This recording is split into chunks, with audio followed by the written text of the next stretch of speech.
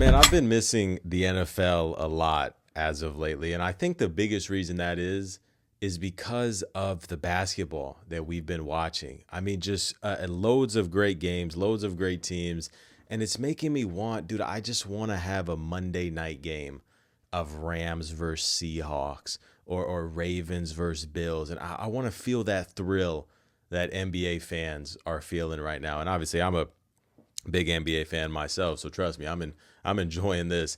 And I wouldn't say as much as I would as a great NFL game, but boy, is it fun to see. I mean, we just got done watching this Spurs OKC game that was, I mean, French. It was amazing, amazing. Everything that we could have thought of. The Spurs are going to the finals to play the Knicks. Early predictions.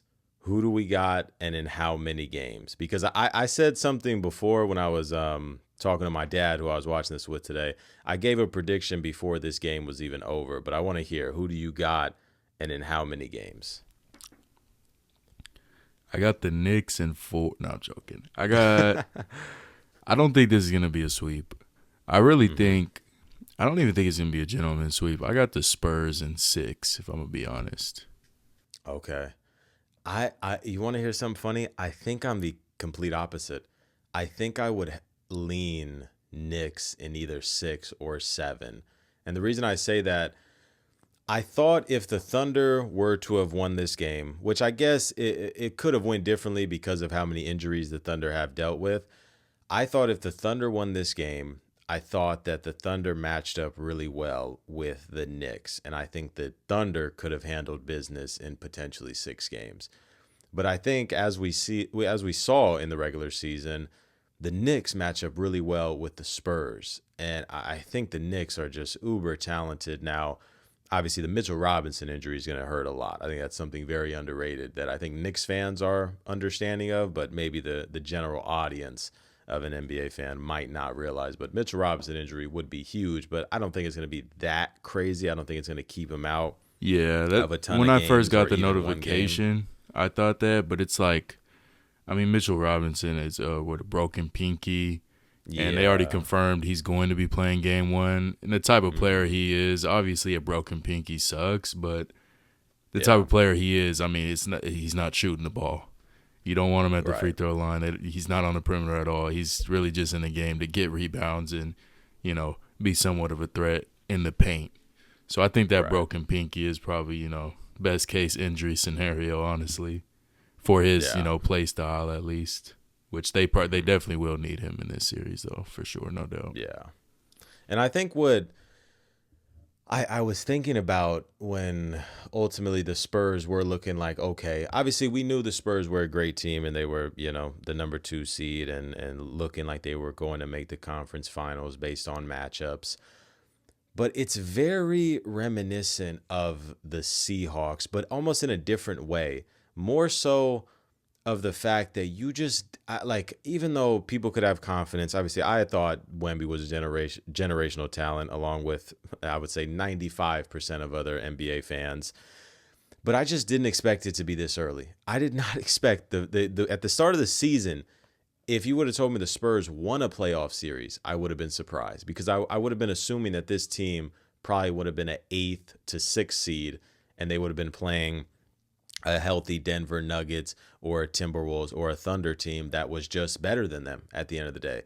And it was the complete opposite. They were better than every other team essentially in the Western Conference. Not even essentially. They were. They're the Western Conference champions and they're going to represent the West in the finals. And like I mentioned, it's very reminiscent of the Seahawks. We're coming into the season.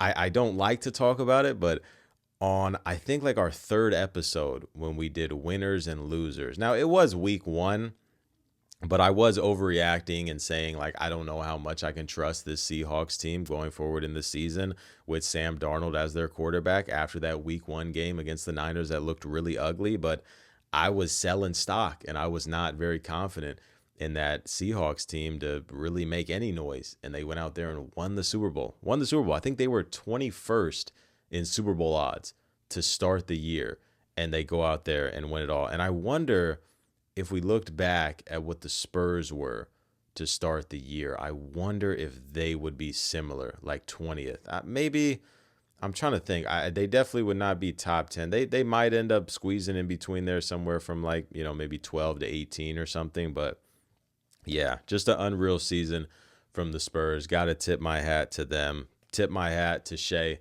going out like that in a game 7 with really no real offensive help besides Case and Wallace in the fourth quarter. But yeah, hell of a game. Knicks, Spurs, finals. I'm excited. That starts Wednesday. We'll have probably 2 games, I would assume, completed by the next time we record this. So I'm excited to see how that goes. The other thing that I wanted to talk about and was going through my mind with some of the performances that we've seen in these playoffs, specifically, you think back to a Wemby game 1. This almost sounds like an NBA podcast with how much we've been talking about it, but this is going to tie into the NFL. What do you think personally is the best performance that you've ever watched live? And if you want to, you can, bring it back to NBA. You can bring it to boxing. You can bring it to whatever sport you'd like.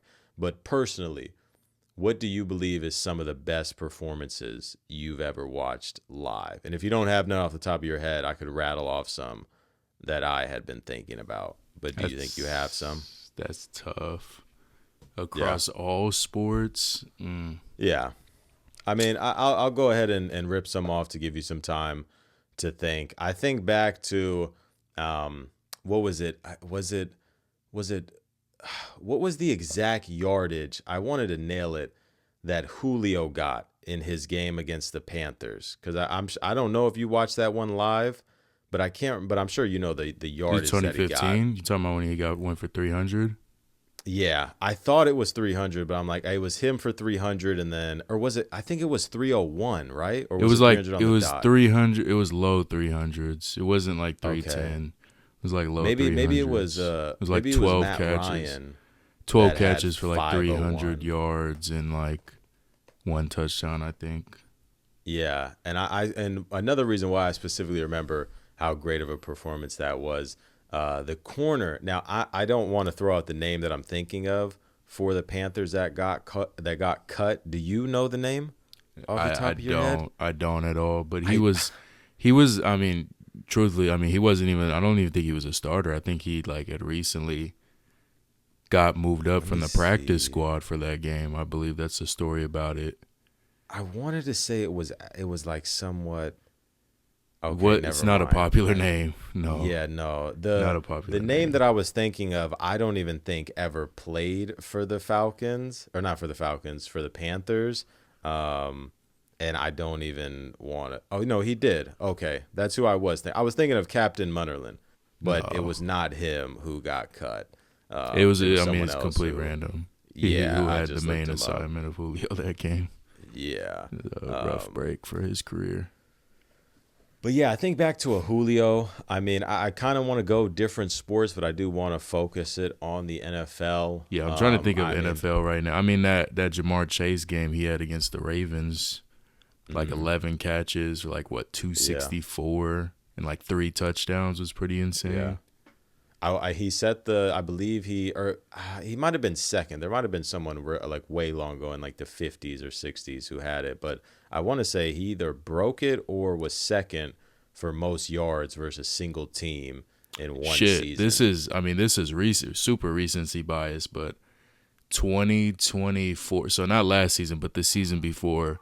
One of the last games of the season. Bryce Young absolutely lit the Falcons up. He threw for 5 touchdowns.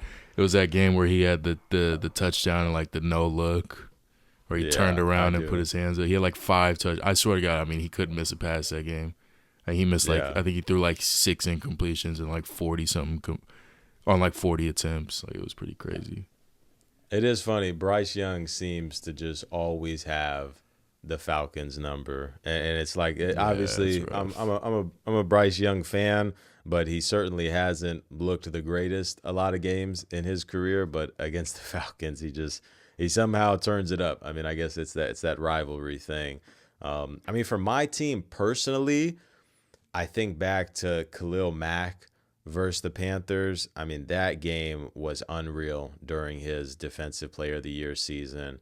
I think he had a pick six. I want to say he had 2 sacks, which you don't think is crazy, but the final one was the game sealer where he forced a fumble on Cam Newton to secure the game, which that's one of the reasons why I talk so highly of a Khalil Mack. I've been blessed to watch Khalil Mack and Max Crosby on my favorite team so far, being a Raider fan. Even though it hasn't been pretty, I've gotten to watch some generational pass rushers.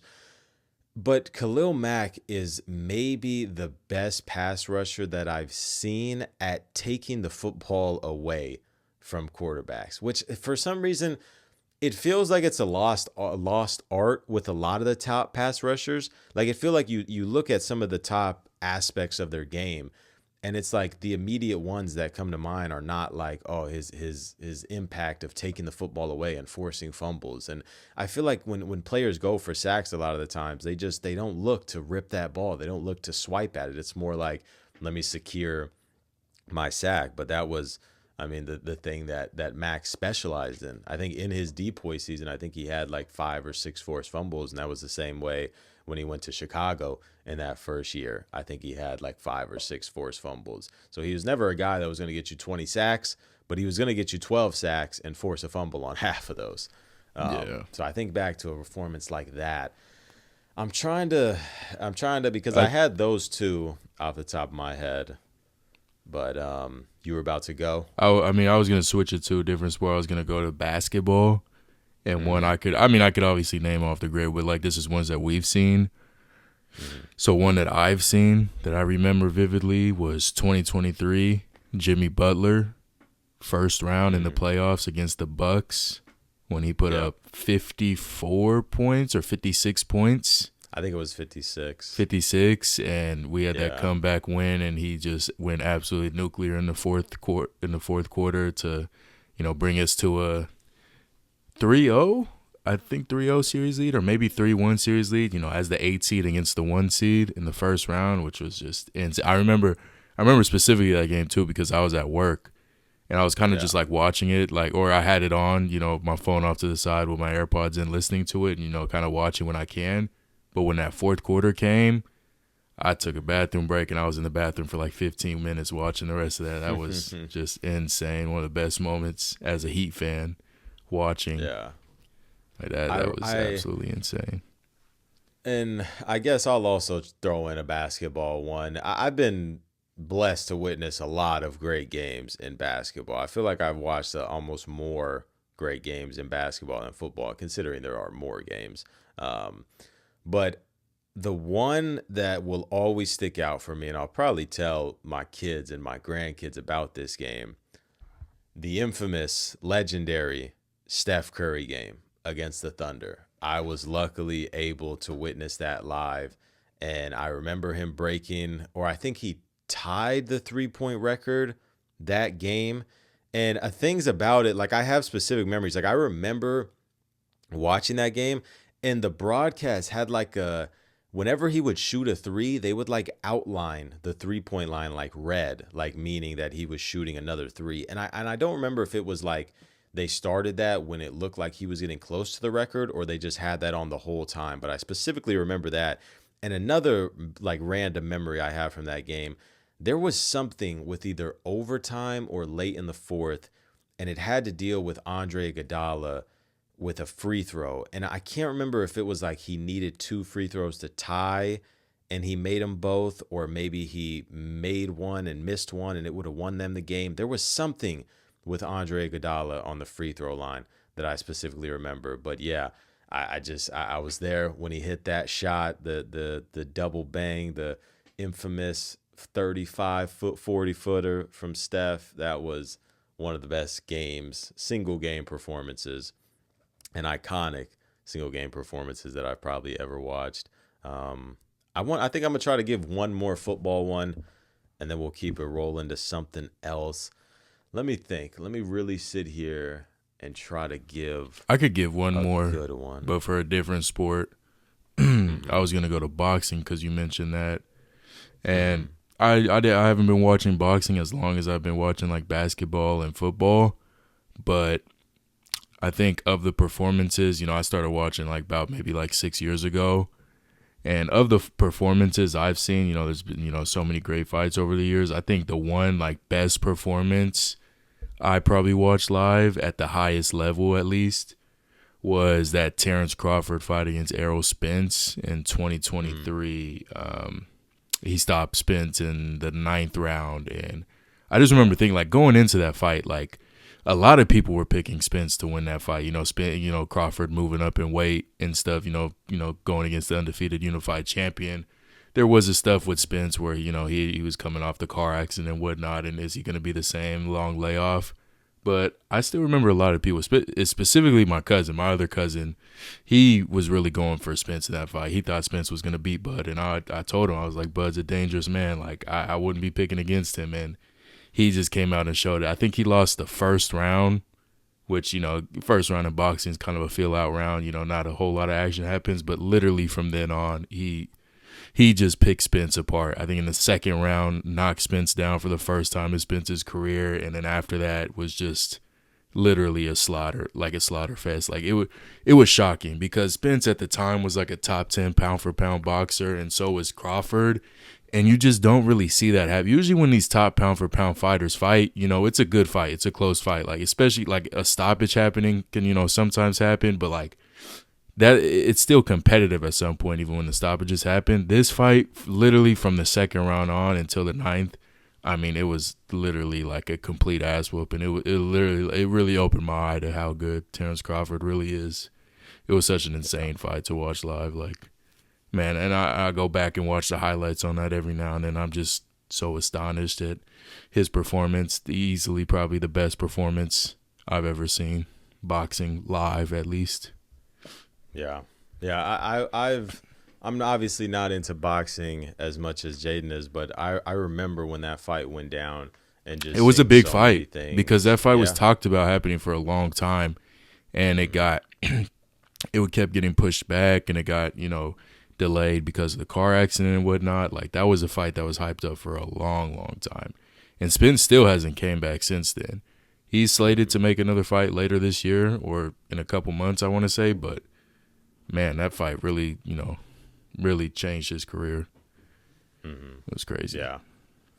Yeah, what was I about to get into? Oh, right. When that fight happened, I remember seeing it like all over social media, different people posting, and a lot of Spence fans that were like heartbroken. It is a very heartbroken. Even for me, like I wasn't the biggest Spence fan, but it is sad because he's such he's a good dude. Like he's a humble dude. Like never really in the media, like never crazy big trash talker like that. And he had a really big fan base, especially like being from Texas. Those Texas people. They ride for their sports teams and players, people that fight for their, state, and that was a tough loss, especially to watch someone like that get beat up like that bad. It wasn't just like a one-shot knockout like like Gervonta Davis will do somebody, just catch him slipping, just waiting for that that opening. Like this was a full-on ass whooping every round. Got to a point where he knocked him down twice in one round, and then it eventually stopped him on his feet, and he was like bloodied and battered. It was ugly. Yeah, no doubt. Yeah, I think that's probably where I'll finish off because I've been trying to think. I mean, the only other, but I don't know if I would have a specific, maybe like I think he played the Bengals this year, but the only thing that I can think about is like, man, I remember watching so many games of J.J. Watt in his infamous 2014 Defensive Player of the Year season where he also dominated my Raiders. I want to say he caught like a fade pass against my Raiders, but I want to say it was the Bengals where he also caught like a fade route, which was crazy. He had like 4 offensive touchdowns that season. That is stupid, bro. I was like, 3. It was unreal. He had 5 total touchdowns and 3 offensive. 3 offensive, but it was like just I don't think I will ever see a season as great as we did with J.J. Watt in 2014. I mean, what was it, like 20 and a half sacks? As Jaden said, 5 touchdowns. Like, just I think he broke the record for most tackles for loss that season with like 30-something. I think it was like 36 or 38 or something ridiculous like that. Like, oh, my goodness. Yeah, I don't think I will ever see not only a performance, but I don't know if I'll see a better defensive player in my lifetime than J.J. Watt. Now, Myles Garrett is, a freak of nature, but I just don't know. I think the way Myles Garrett moves and his build and the overall, prospect and things like that of Myles Garrett is amazing. But the way JJ just took over games and dominated them, I mean, just lining up everywhere across the defensive line. And just the way he talked, his attitude, everything. JJ Watt is such a monster, bro. And it sucks that his career didn't necessarily get cut short, but during his prime got cut short due to his injuries. prime was like split up. Yeah, right. Because he came back from the injuries. Came back in like 2018. 2018 Yeah, had like a 17, something high teenage sack season. Right. It was like first team All Pro and all that. Right. So, man, JJ, what a monster. I want to throw another one out there that just came to mind, just randomly. I'm not sure why. Raheem Mostert in 2019 against the Packers in the playoffs. Yeah.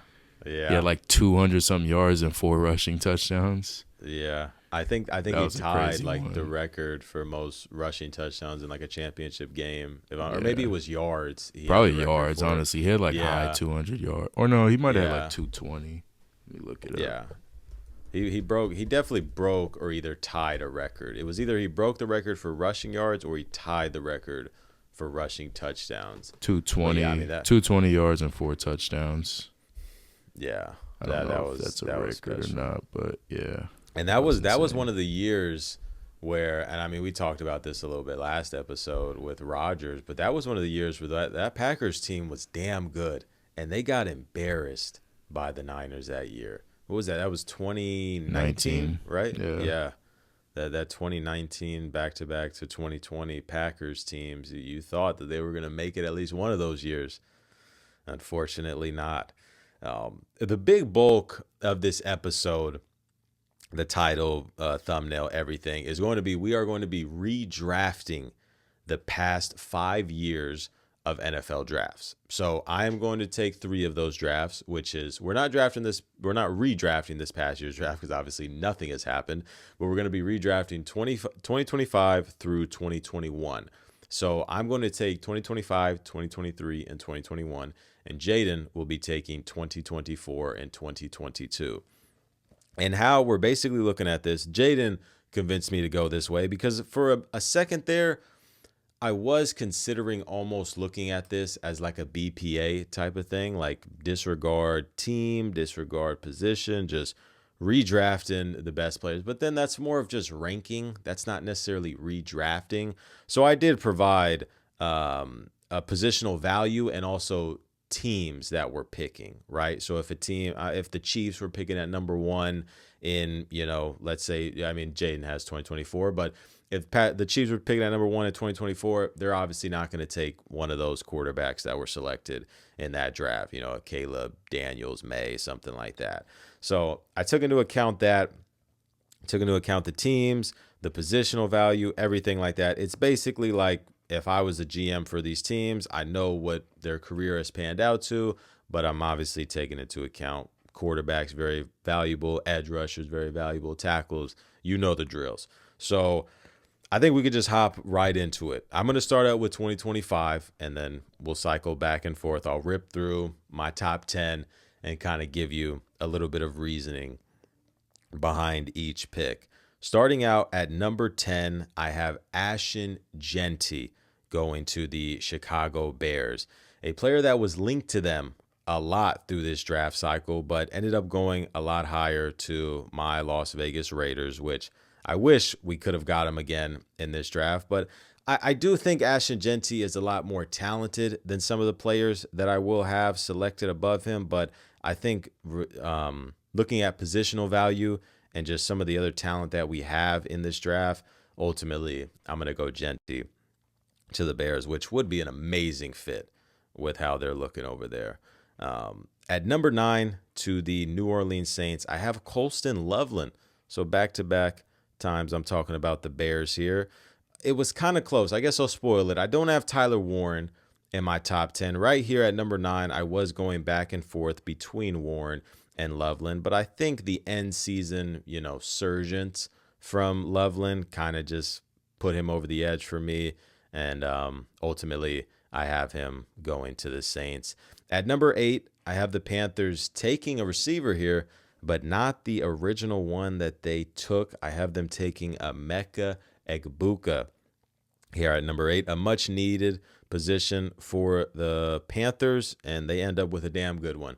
Emeka Egbuka looked like he was going to run away with Offensive Rookie of the Year to start the year, but ultimately kind of slowed down his play, similar to the Buccaneers as a whole did late in the season.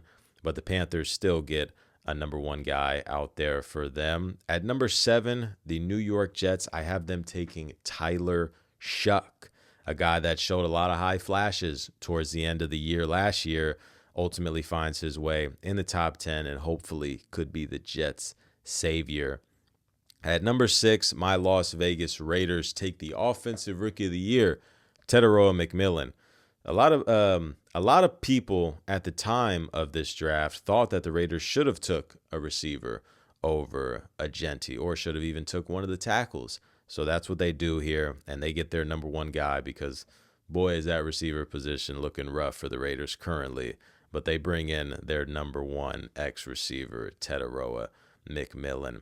At number 5 for the Cleveland Browns, I have them taking a player that they took in this draft, but a lot later than right now, and that was Carson Schlesinger, the Defensive Rookie of the Year, have at number 5, landing at the same team that drafted him. What a value they got with him in the second round. Ultimately, he goes number 5 for me here. At number 4 to the New England Patriots, I have them taking a tackle, but not the one that they took originally. I have them taking Kelvin Banks, a guy that I think can be a true franchise tackle in this league, and a position that was a glaring need and a glaring hole for the Patriots throughout their run. Will Campbell had a rough rookie year, and I think Kelvin Banks would have looked a lot better in that position. At number 3 to the Giants, I have them keeping their quarterback of the future, Jackson Dart. Although he's been in the media for some, controversial stuff, I still have him going here at number 3. I'm not letting his draft stock fall in this redraft because of that. He still lands home with the Giants. At number 2, I have the Jacksonville Jaguars taking Armand Membu, a guy that I think should have gotten real contention for Offensive Rookie of the Year. I know it's a skill position award, but Armand Membu is going to be a great tackle in this league for 10 plus years. He's a damn good player, and although I'm happy with Genti, that was another player that I think the Raiders could have really, really used in this draft. And at number 1, I have the same number 1 as it was originally, Cameron Ward to the Tennessee Titans. That is my 2025 NFL redraft. And Jaden, you can go ahead with 2024. I'm curious to see how this goes because they got some heavy hitters in this draft, especially at the quarterback position. So I'm interested to see. So I'm gonna do it differently than Devin. I'm gonna go from 1 to 10, like a real draft is. Okay. I think it's better like that. So that's fair. That's fair. I think I'll take your advice. I think I'll do that going forward. So with the number 1 pick in the 2024 draft, I have the Bears taking Drake May instead of Caleb Williams. I think Drake May right now is the clear better quarterback of the bunch. I think obviously at the time Caleb Williams was the consensus number 1 pick in this draft, but I think at this point in their careers, knowing everything that they've done, I think Drake may have surpassed all 4 of those quarterbacks in this draft. So yeah, I have Drake May at 1. At number 2, I have the Commanders sticking and staying with Jaden Daniels. I think, Jaden Daniels had a phenomenal rookie season. I think his second year was kind of rough due to injuries and, just the roster just not being too great in general. But I think overall, he's, he's a more safer, more consistent pick. And safe is one thing to say because the injury stuff that we know he just suffered this season, that was kind of the questions going into his career was, his frame, like how well is that going to hold up in the NFL? And I think, I think his injury and last season was kind of just a freak accident type thing. It was only the elbow thing, right? He didn't have no other injury. I think he had a couple other like small things, like little nagging that kind things. of added up, but yeah, it was mainly the elbow. Yeah, I mean anybody who lands on their arm like that is probably gonna mess something up. Yeah. But yeah, I'm gonna go Jaden Daniels here at 2, and at number 3, obviously the Patriots, who also took a quarterback. I will have them taking Caleb Williams. I think he is a phenomenal player. I think he's probably do I say he has the highest ceiling of these quarterbacks? I don't know if I believe that, but I think his archetype is really fun to have on your team. But obviously with that, it comes with, a lot of mistakes and a lot of inconsistencies, as we've seen with them in the Bears last season. But I mean, he brought them a lot of success, and that was a great team they had over there in Chicago. But yeah, I have Caleb Williams at number 3 to the Patriots. At number 4, the Cardinals. I have them taking a receiver again, but just not Marvin Harrison Jr. I have them taking Malik Neighbors.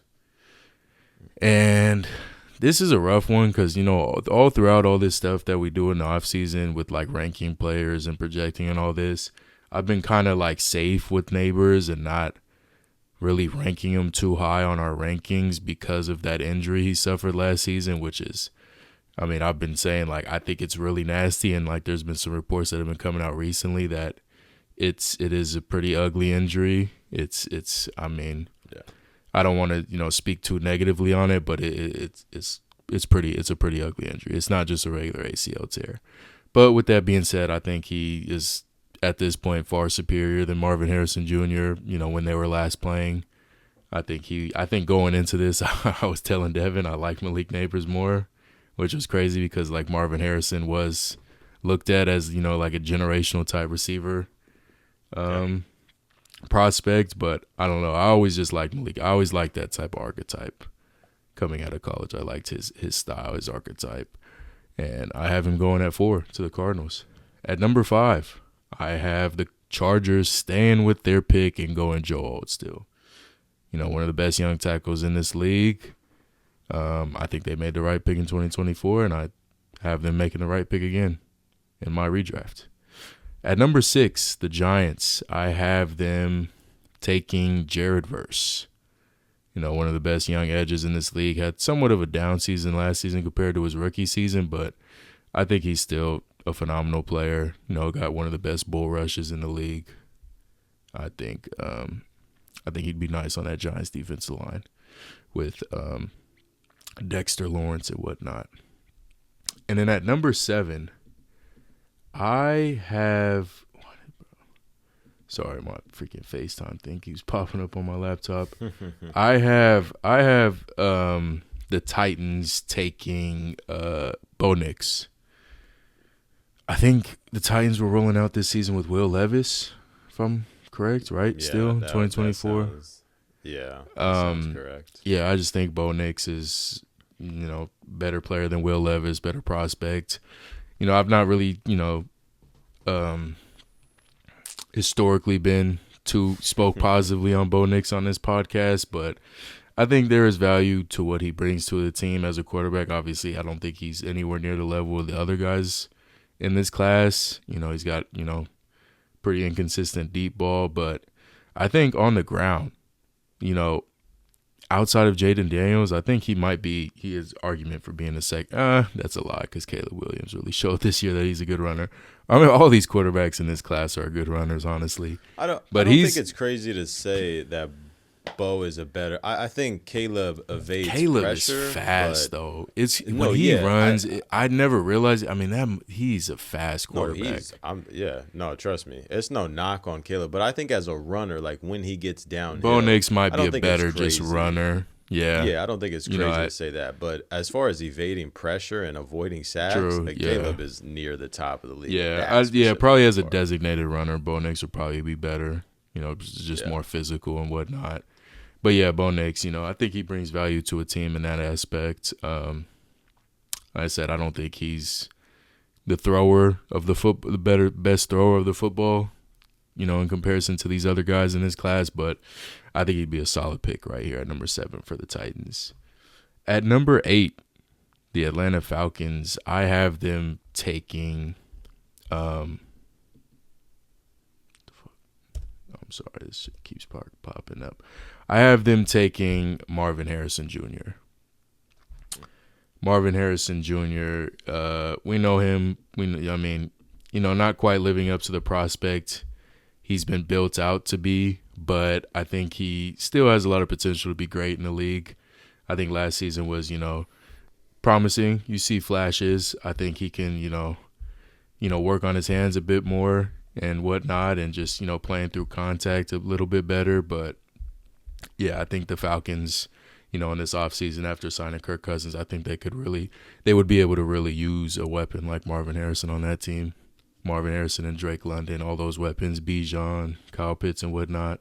So yeah, I have the Falcons taking Marvin Harrison at 8.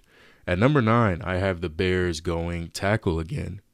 They went tackle, right? In 2024, this is where they went Darnell Wright. That's where they went Darnell, yeah. Yeah. I have them taking Olu Fashanu, though. Which Darnell Wright, he was in consideration because he's been, pretty good in his career too. But I think Olu Fashanu, he's kind of showed he's, he's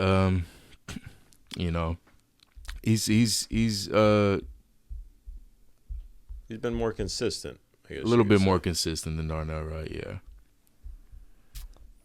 Yeah. Sorry, this is tripping me out, bro. I mean, I can't even look at my list, bro. I don't know why this keeps popping up on my screen. This is annoying. At number 10, I'm just open it up and then click. I think I don't know. I mean, we're communicating through FaceTime audio right now. I think if I can't exit out, it might hang up the call. So I'm just gonna leave. I'm just gonna keep clicking out, but I'll just get through this quick. At number 10, the Jets. I have them taking Quinyon Mitchell. Yeah, I think he's one of the better talents in this class, but I don't know. I just think corner is not as valuable as these other positions like quarterback and tackle and edge and whatnot. But Quinyon Mitchell for the Jets, I think that'd be a home run pick for them in this draft. Yeah, I have 2 things to go off about with your list. Not go off like that, but talk about. One, did you happen to see the Madden 27 cover leak? Yeah, I did. Yeah, with Caleb Williams being on the cover. I've seen some people kind of going back and forth with an uproar. Some people saying, we can't even get a 4,000-yard passer. Some people are looking at it with the Madden curse. I don't mind it. I honestly kind of predicted that, I want to say. I even said that during a podcast when we were talking about it, like who could be the next Madden cover, and I brought that up. And, I mean, if that's the art that they're going with the Iceman, that's tough. That's tough. I won't lie. That's cold. Caleb is that dude. But trust me, I know he's super shaky, but man, does he show up on those big moments. So I'm not mad about Caleb Williams being the cover. I'll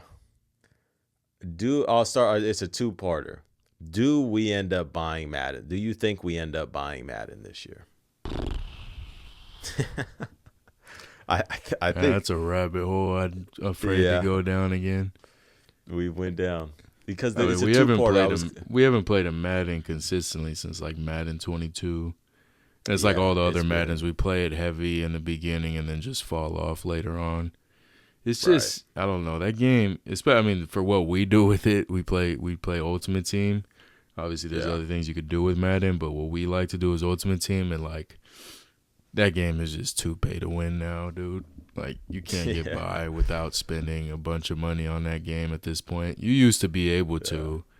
And, spend just the bare minimum and get by, and there's a lot of free stuff. But now it's in a rough state. Ever since, Madden 23, I feel like was when the first really started getting crazy pay to win, or maybe it was 24. But it's always been pay to win if we're being honest. But like I said, it's gotten worse. It's almost like you need to pay to win.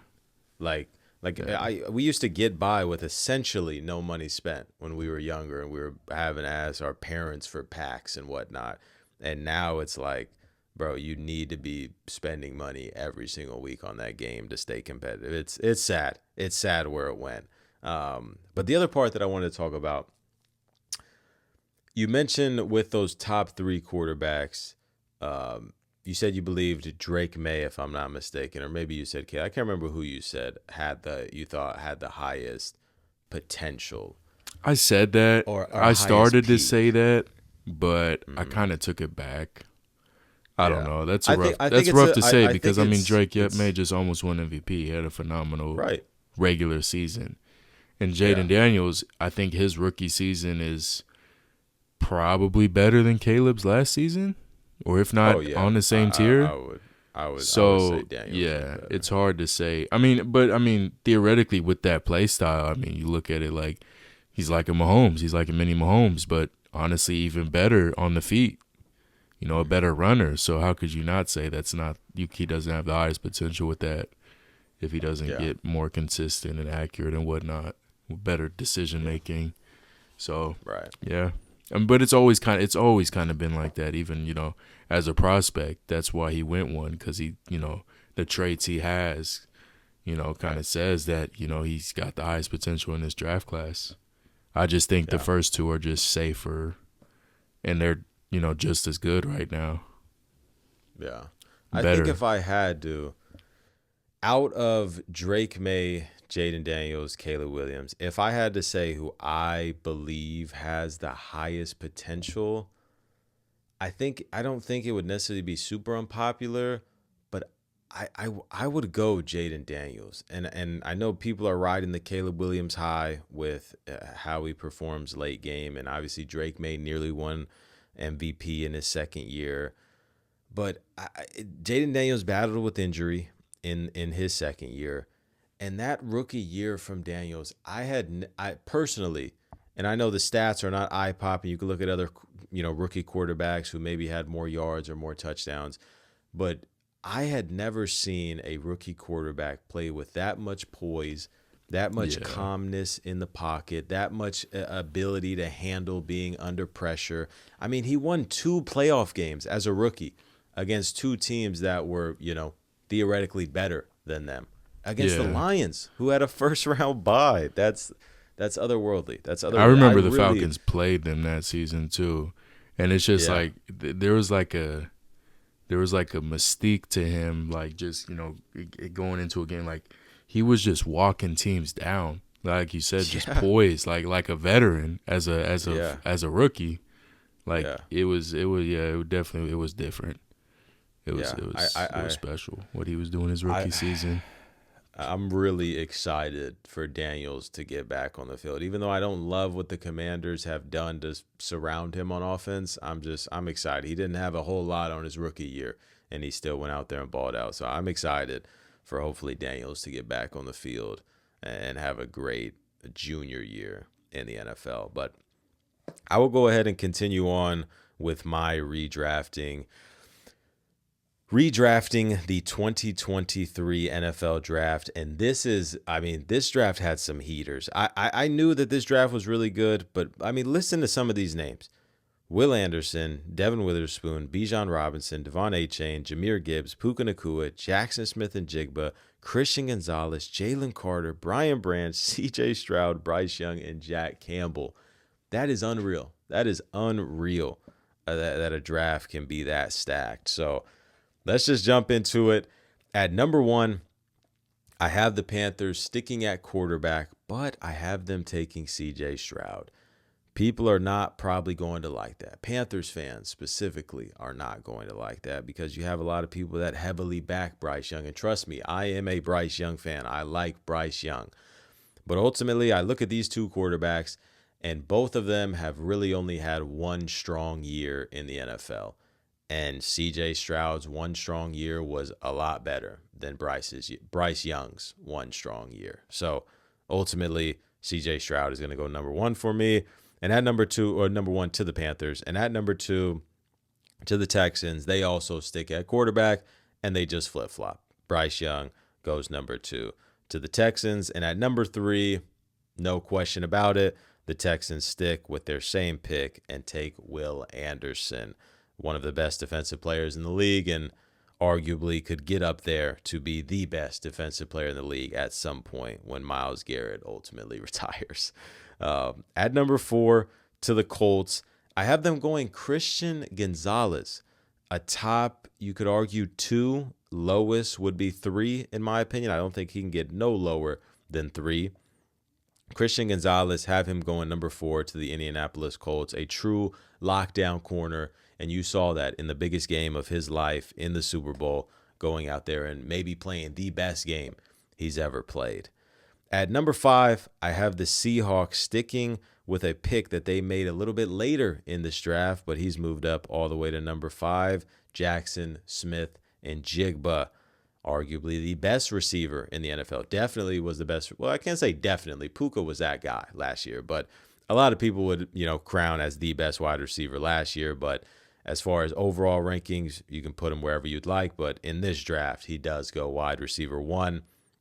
And right after him, at number 6 to the Arizona Cardinals, I have them taking Puka Nacua, a guy who was originally, I believe, a 4th-round pick, moves all the way up to number 6. At number 7 for the Raiders, I have them the year prior that I did, 2025, they missed out on Gentry, but this year they get their running back, and they get Bijan Robinson. I got to snatch him up from Jaden's Falcons. Is this not coming off of Josh Jacobs' 1,800 yards? This is coming off of Josh Jacobs, or 1,600 yards, leaving to the Packers. 2022. When did Josh Jacobs rush for 2022. 2023, He had the really bad year, and then 2024. But 2023, I guess, yeah. He signed because 2023 is going into the 2024 season. And 2023 is 2023. The draft happens in 2023, and then it starts in 2023. Is it? Oh, you're right. Yeah. I looked at it wrong. This is after Josh Jacobs signing the 1-year extension after that. But you're right. You could take him. You're right. I looked at it wrong. So it's my fault. That's all it is. It's a bad GM pick. We'll mark it down as a bad GM. You're doing the Raiders right here. Yeah, I guess I'm sticking to accurate cosplay. But yeah, they're instead of going Tyree Wilson, the Raiders go Bijan Robinson. At number 8, I do have the Falcons going a running back though, and they have them taking Jahmyr Gibbs. Instead of Bijan, they get Jahmyr, and that's not a bad trade at all. At number 9, I have the Philadelphia Eagles taking Devin Witherspoon, the best slot nickel corner in the league, a guy that completely changes your defense. And for a team like the Eagles that we saw when they got, there's no way, I'm forgetting his name right now, Cooper DeJean. Yes, Cooper DeJean. You saw how much impact he has had in his short career on the Eagles, and Devin Witherspoon is a notch above that. So you can imagine what he would do. And back-to-back, same spelling first names. I have Devon Achane going at number 10 to the Bears. I believe in 2025 I had them taking a running back, but this has nothing to do with 2025. This is 2023 on its own. I have them taking Devon Achane. What a stacked running back class, bro. Bijan, Gibbs, Achane, ridiculous. And a stack. I was going to say stacked receiver class, stacked edge class, everything. It's just an overall stacked, amazing class. So that is my 2023 NFL redraft. For 2022, at number 1 overall, Jaguars, I have them taking Aiden Hutchinson. I think it's clear Aiden Hutchinson to this point has had the better career than Trayvon Walker. And even going into this draft, it was kind of a toss-up. Nobody really knew who was going to go number 1. Trayvon Walker was a little bit of a shock.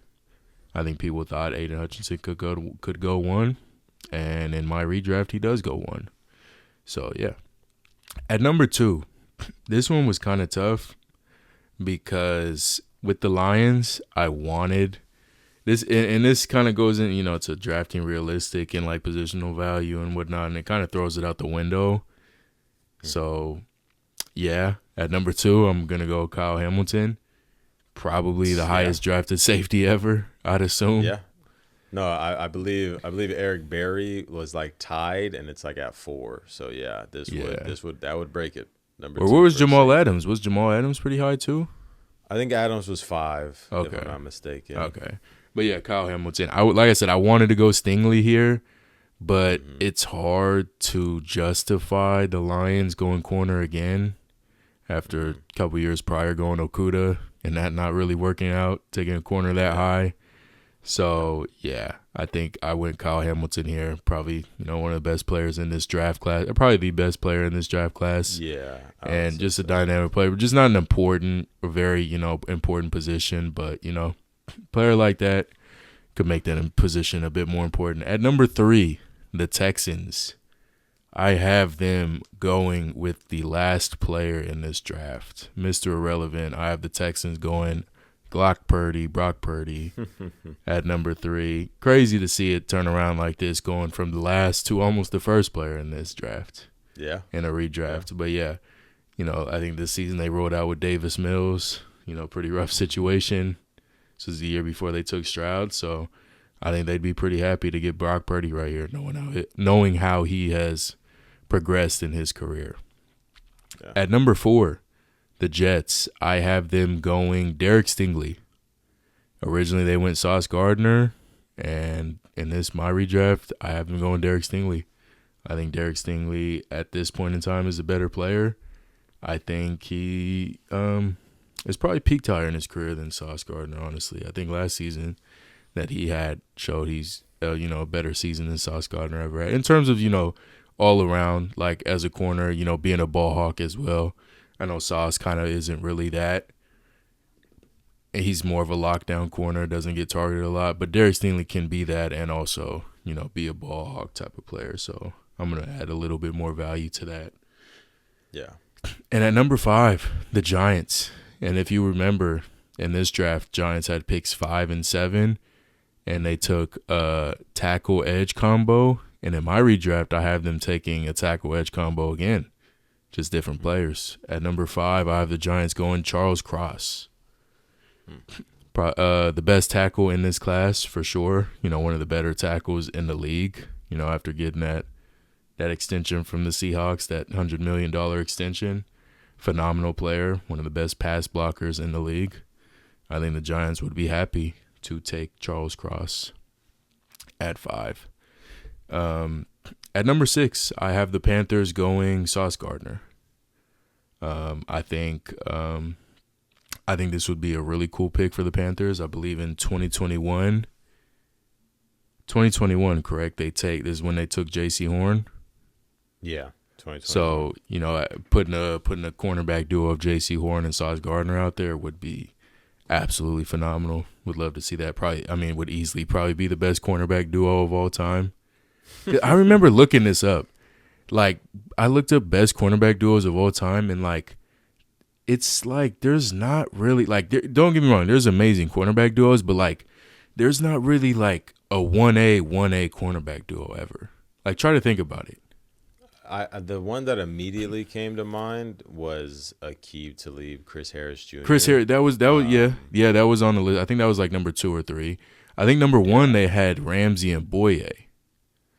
Which, that season, I think they both made All-Pro. I don't know if they were both first team, but that season, yes. But I think over the course of these players' careers, they've kind of consistently been like the best corners in the league. Right. I think obviously all those other duos accomplished a lot more than they would have accomplished at this point. But I think just like talent for talent, I think this would be like the best cornerback duo ever, honestly. That might be a little recency bias, but like I said, I was looking at it recently, and like, there's like really not that many like crazy superstar, cornerback team ups that have happened. But at number 6, I got Sauce Gardner. At number 7, the Giants. This is where I have them taking the edge tackle combo, and I have them going Nick Bonito here. I think Trayvon Walker is, a phenomenal player still. in his career, but I think Nick Bonito, what he brings, to the table as a pass rusher, I value a little bit more than Trayvon Walker, being a little bit more all around, being, a better run defender than pass rusher. I just think Nick Bonito is just what he brings is a little bit more valuable. At number 8, Falcons, I have them sticking with the same player. I have them taking Drake London again. I think Drake London is, when healthy, a top 10 receiver in this league. I think they made the right pick in 2022, and I have them making the right pick again. At number 9, the Seattle Seahawks, I have them taking Tyler Smith. One of the best guards in the league, absolute mauler, probably one of the strongest players in the league right now. I've seen some film breakdown on him. I mean, he is literally Larry Allen reincarnated on the Cowboys. Like, that man, he's a different animal. He is insane. I think this would be a phenomenal pick for the Seahawks here at 9. And at number 10, I have the Jets sticking and picking the same player again. I have them going Garrett Wilson. I think when Garrett Wilson, is healthy and when he has a competent quarterback throwing him the ball, I think he's a borderline top 10 player in this, or top 10 wide receiver in the league.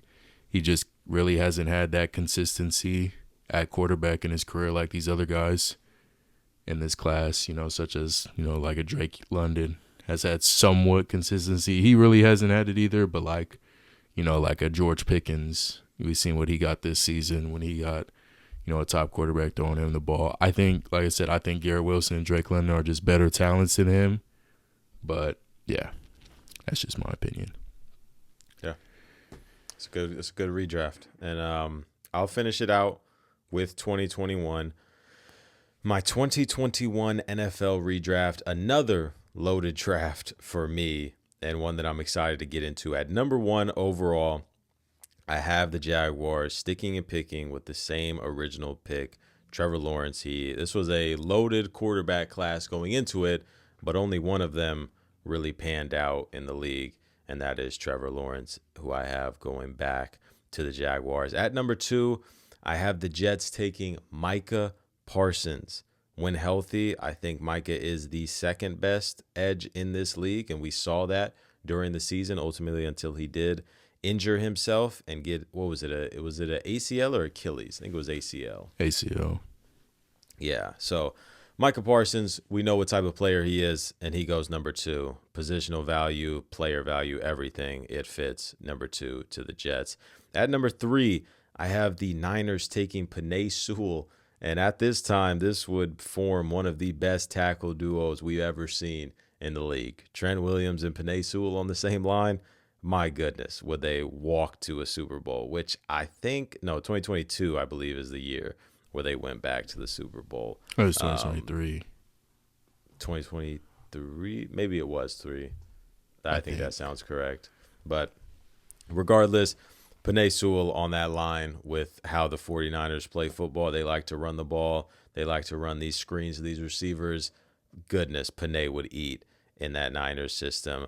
At number 4 for the Falcons, I have them taking the pick that they probably should have took in real life when this draft was going down, and that is Jamar Chase. Jamar Chase lands at number 4 to the Falcons, a player that I know Jaden would like on his team. I'll stay loyal to Kyle Pitts. At number 5, I have the Bengals missing out on their guy with Jamar Chase, but I don't think they're too mad about it because they end up taking Patrick Surtain, the best corner in this league and shaping up to be one of the best corners we've ever seen in this league. Again, this draft is loaded. At number 6, I have the Dolphins taking Amon-Ra St. Brown, a very, very good receiver class continues here with Amon-Ra landing at number 6. And Amon-Ra, I want to say, I can't remember if it was 2nd or 3rd round. It was 4th I remember round. the infamous. Was it that late? Yeah. It was. Yeah, that makes sense because obviously there's the infamous story with him, like he can name all 14 receivers selected ahead of him or something like that. So I guess, yeah, that would make sense that it was that late. So he lands himself in Miami where they originally took Jalen Waddle, but they get a better receiver here in Amon-Ra. At number 7, I have the Detroit Lions going J.C. Horn, a team that the year prior they took Jeff Okudah, didn't work out so well. So they follow it up and hopefully get the true cornerback one, which we've seen J.C. Horn be that in his career, which is a true number one corner in this league. And they land him at number 7. At number 8, the Panthers, similar that we've seen a lot in this draft where the pick before is the player that they actually took. But at number 8, I have the Panthers taking Creed Humphrey, the best center in the league and has been since Kelsey has retired. And he is a player that can really transform an offense. I think center is probably the most underrated position amongst the offensive line, and a player that has took control of that Chiefs offense, snapping the ball to Patrick Mahomes. I don't think the Panthers would mind having him at center. At number 9, I have the Denver Broncos taking Rashawn Slater, one of the more consistent tackles in this league. He has dealt with injury a bit throughout his career, but I don't think you can take away from the type of talent that he is. And it really only has been one big year of his career that he's missed, and every other year he's been, pretty consistent as far as health. But yeah, Slater, a multiple-time Pro Bowler already in his short career, so he lands at number 9 to Denver. And at number 10 to Philadelphia, they stick and pick with the same player, Devontae Smith. And that is a redraft of the past 5 years in the NFL draft. I guess we'll probably revisit something like this maybe towards like the middle of the season. Maybe even we'll wait for the full season to do a 2026 NFL redraft. Let's do let me see something. Let me pull up the 2026 NFL draft in front of me. And let me see, I want to see how I want to word this, because I don't want this to come off.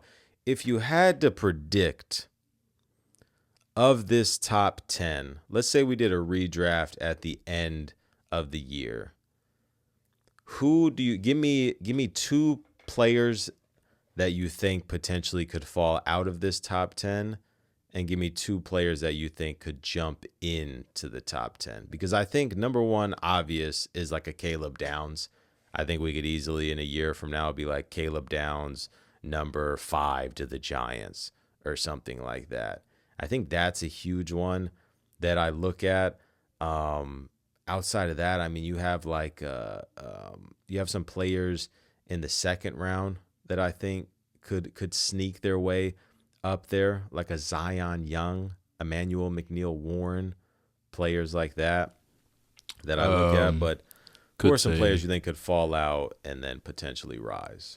I think a Ruben Bain could rise into the top 10, somebody who probably should have been.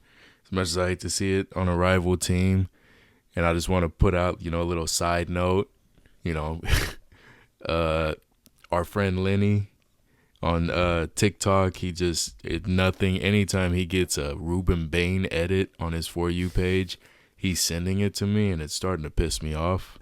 Starting to grow a hatred for Ruben Bain that I never knew I had.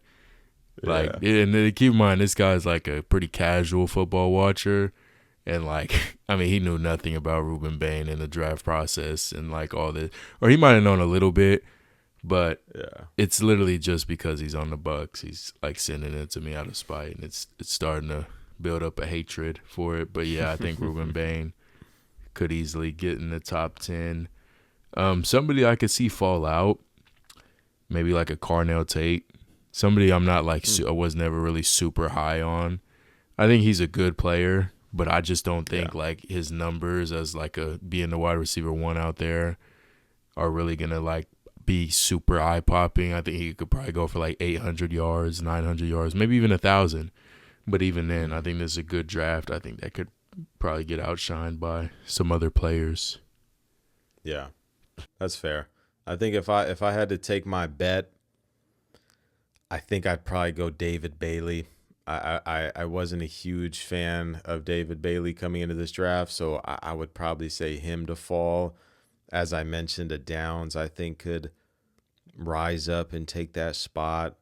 You could see some of the tackles or even guards like a Vega Ioane jumping up, who I really, really like. I think he's going to have such a great year for the Ravens. I think that would honestly be, outside of Downs, if we're just looking at the first round, I think Vega Ioane, you could mock to like maybe like the Cardinals or I mean the Titans have some good guards. Maybe the Giants. I think Vega Ioane is he's going to be a damn good player in this league. The Ravens killed it with that. I guess it wasn't the worst idea for them to back out of the Crosby trade, knowing they're going to get a player like that, because I really like, even though I'm not a huge fan of Trey Hendrickson, I don't think he's going to be good at all for the Ravens, and they're gonna form a hatred for him, but they're gonna form a very lovely bond with a Vega Ioane. Yeah. But yeah, I think a couple of sleepers I'm just going to throw out there, just, a few that I could see in the top 10. Maybe like an Ontario Thompson or possibly an Ethan on Onenwa. I think personally, you just going down the Falcons draft class 10 right now? No, I definitely am not looking at the Falcons 6th and 7th round picks. Or it could be a Kendall Daniels or a Harold Perkins Jr. They got some fun tape. I just didn't want to. I wanted to throw out some players I knew you hadn't heard of. If I would have said that, you would have known right away. But yeah. Yeah. No, that's fair. To be fair, as soon as you said that, I'm like, I have never even came close to hearing of those names, so I'm confident. I did want to be biased. I did want to be like, oh yeah, Mike Washington Jr. could get up there, or a Jermod. No, that's a real one. Jermod McCoy is a real one. Why the hell would a backup running back get in the top 10? No, it's fair. I'm a fan of Mike Washington. I want to get a lot of his cards, bro. I want to get like a low auto of Mike Washington Jr. to grade or something like that, because I'm loving what I'm seeing. I think Zachariah Branch is going to be what Kadarius Toney should have been in the league. I'm not saying top 10, but I think I've been hearing a lot of stuff out of camp about him. He's Tua, even Tua himself said he's reminds him a lot of Jalen Waddle. Jalen Waddle. I'm expecting big expectations out of that. It's a really good comparison, man. Waddle is one of the most underrated just players in this league. But yeah, Falcons got some fun things, man. I'm hoping Penix can really turn it around, or who knows, maybe Tua wins the battle and you become a Tua fan. But the fuck out of Lord knows I wouldn't wish that on my worst enemy. But yeah, I think that's where we're going to wrap up this episode. Let us know what you guys think about our redrafts, what you would do differently, players that we potentially missed out on. I tried my hardest to look through these drafts and not miss out, because I did not want that to be the case. I didn't want it to be a thing where someone that should have been picked at number 3 is completely off my list. I tried to not make that happen, so hopefully I didn't. But yeah, if you did enjoy, as always, make sure to leave a like, make sure to subscribe, make sure to rate us 5 stars, and we'll see you guys next week. Peace.